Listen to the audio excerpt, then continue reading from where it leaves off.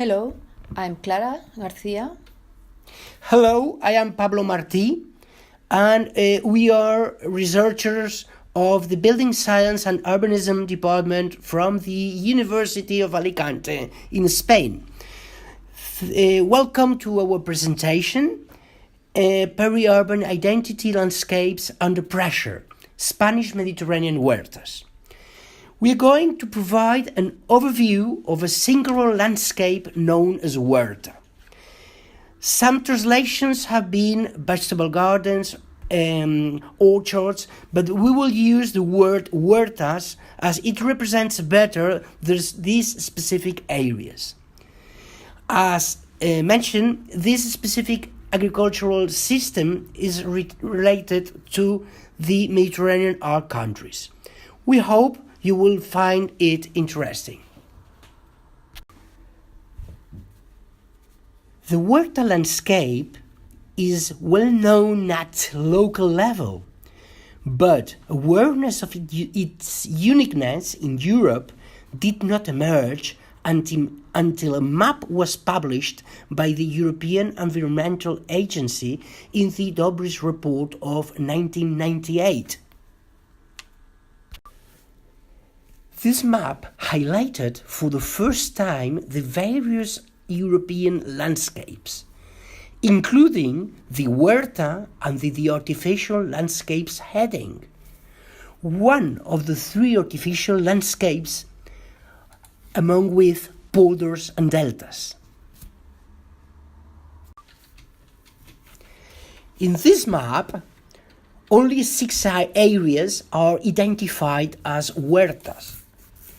2 in Spain, Valencia and Murcia, Alicante, 3 in Italy, Sicily and near Rome, and 1 in Greece. This fact establishes the singularity of this kind of agricultural structure in the European context and within the Mediterranean Arc countries. In Spain, the 3 main areas of huerta are situated in the Mediterranean Arc, currently affected by a high urban pressure. In Spain, there are 3 main huerta areas, shaded in grey in the slide. These agricultural systems date back to Middle Ages, when Spain was under Moorish rule.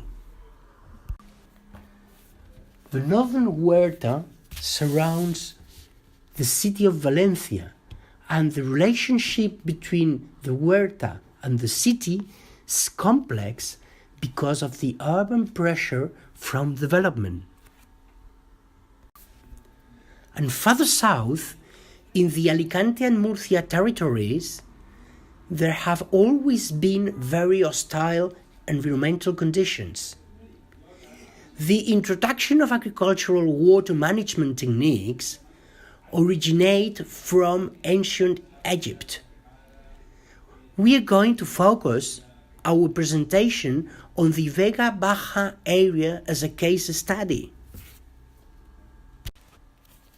As you can see from this picture, we are talking about a highly arid landscape that to this date remains so. However, as we can see from the following picture, when the river breaks its banks, widespread flooding happens. Because of the geomorphological characteristics of the soil, water remains stagnant, which transforms the area into a swamp. In conclusion, this area presented many challenges for those trying to manage these environmental conditions through the ages. It was the introduction of a new landscape pattern which changed the character of this valley, providing opportunities for a more prosperous life. After 11 centuries, Moorish techniques have survived to this day, providing an effective and highly productive agricultural system through the huerta, as you can see in this photo of the Vega Baja Huerta. The Segura River course is the historical water primary resource. This river has the lowest annual rainfall rate in Europe, that is 325 millimeters per year. But due to the specific characteristics of the soil, good climate, and millenary irrigation system, it is one of the most productive historical agricultural areas, producing high-quality crops.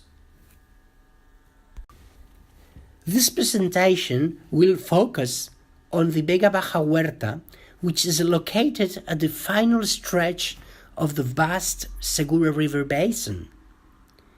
The Vega Baja area represents only 6% of the entire river basin, but is the most densely populated stretch, apart from the Murcia city periurban area. To analyze this landscape, we propose the study of tangible elements and intangible components that are embodied in the huerta. This landscape is defined by four main overlapping functional networks which are interdependent. The water network is highlighted in blue. This is the key network which shapes the territory. The other functional elements are linked to this one. The pathways network is highlighted in red. Lastly, the fields are the visible green areas, and the settlements are areas marked with straight lines. These are the huerta landscape's tangible elements.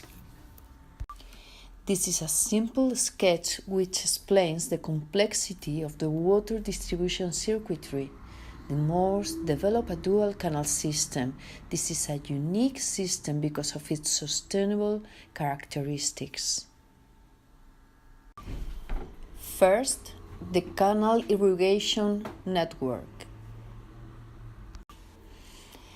The irrigation distribution from the river to the agricultural plots happens through a system of weirs in the river and canal locks in the canals, similar to the one you can see in the picture.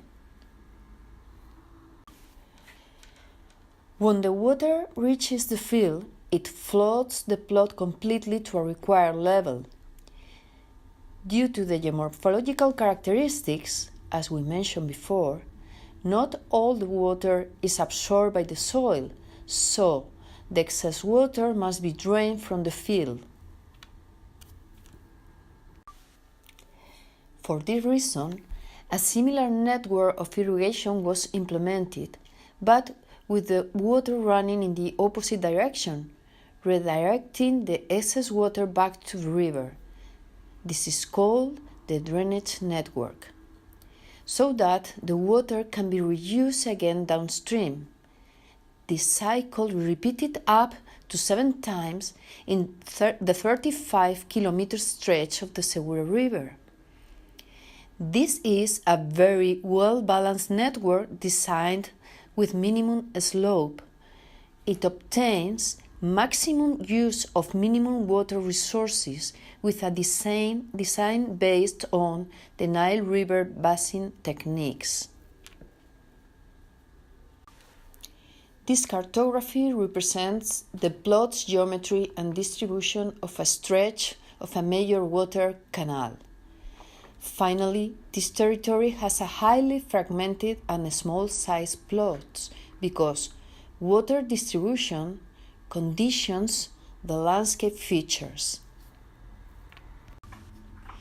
From the tangible elements perspective, this complexity is the result of the best solution to guarantee the irrigation and drainage of plots. a complete system of water distribution is developed. Depending on each field surface, a shift and a time frame is assigned, which is determined by the quantity of water needed. Consider now the intangible components of the system.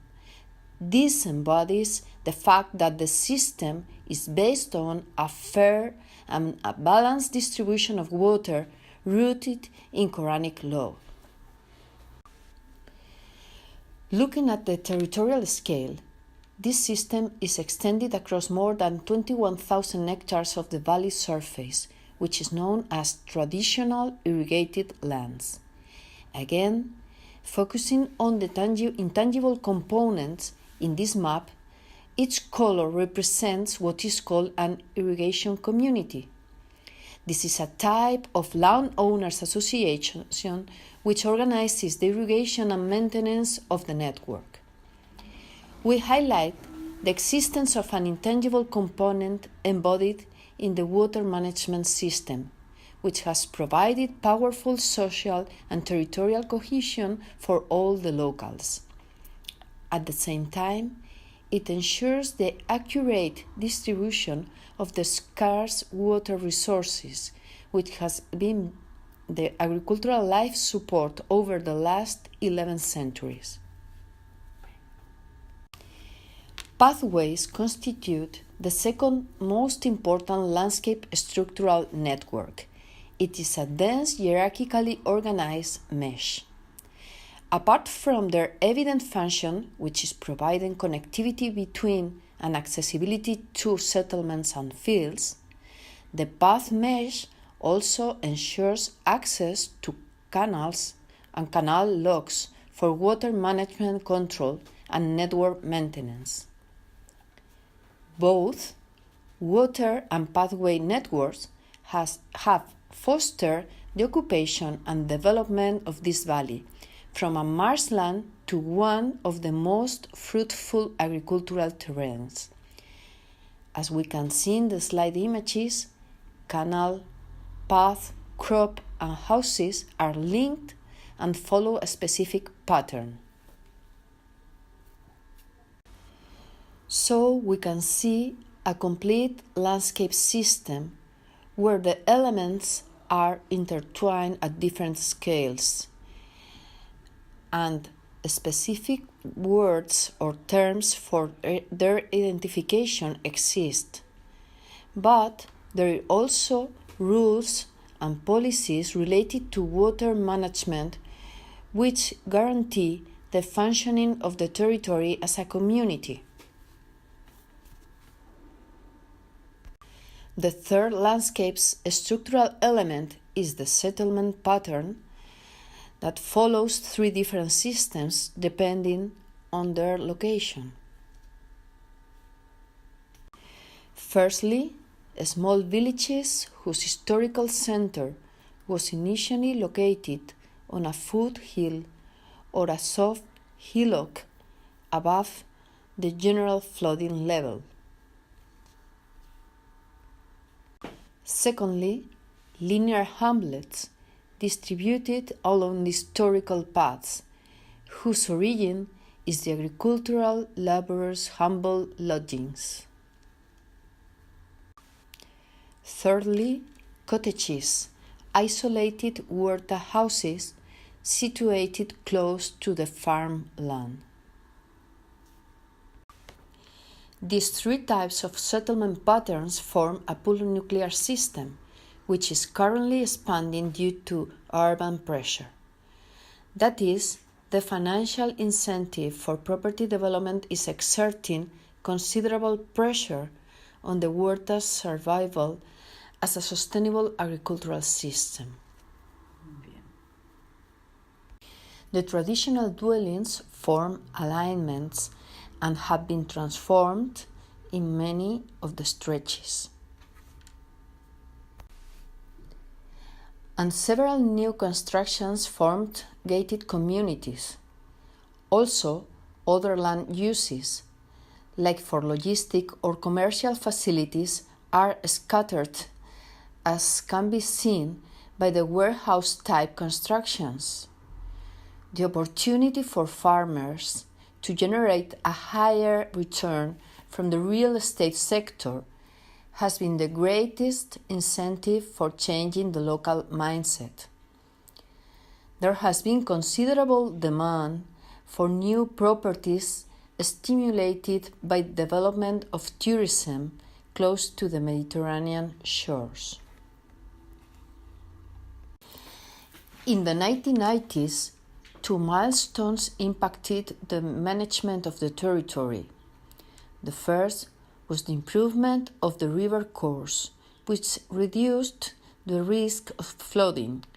This provided a new opportunity for the occupancy of the huerta with residential developments in the pre-coastal strip. The second was the passing of the Valencian Land Law in 1994, which enabled the development of isolated residential areas. From the 1990s, as can be seen in the tree map, population density has increased in all municipalities. During the last 15 years between 1991 and 2006, the population doubled. However, population growth has been constant during the last century, mainly in the coastal municipalities. In the same period, if we look at land occupation, during the 15 years between 1990 and 2006, land occupation triples while population doubles. This polynuclear and scattered territory has transformed the continuous huerta landscape pattern into a fragmented and highly occupied periurban agricultural space. This satellite image shows the way agricultural plots are transformed into residential plots, maintaining the limits of the property and the geometry of agricultural plots. The development of gated communities in the middle of the huerta area, disconnected from any other traditional settlement, fragment and change the landscape perception. Touristic coast typologies are reproduced for a foreign investor market. Inland, the vegetable huertas and the green orchard tree canopy replace the blue Mediterranean sea views, providing desirable environmental components. The huerta landscape's most radical transformation has taken place during a 15-year period of strong urban expansion between 1994 and 2007. Many have considered this progress, but these rapid changes in the Vega Baja municipalities have had a negative impact on settlement identity, the environment, and the huerta landscape cultural identity. All this has contributed to indifference among a local population that is unaware of the huerta's values. And of course, the huerta land is seen as a real estate business opportunity for short-term profit. From 2011, Europe has been developing a series of initiatives to promote green infrastructure that balances the ecological, economic, and social context from the local to the territorial scale. This is precisely the historical role of the huerta from its inception. Treating the huerta as part of the city's green infrastructure should not be at the exclusion of huerta's productive nature and important environmental function, which contributes to the unique character of these areas. Thank you for listening and for your interest in our work.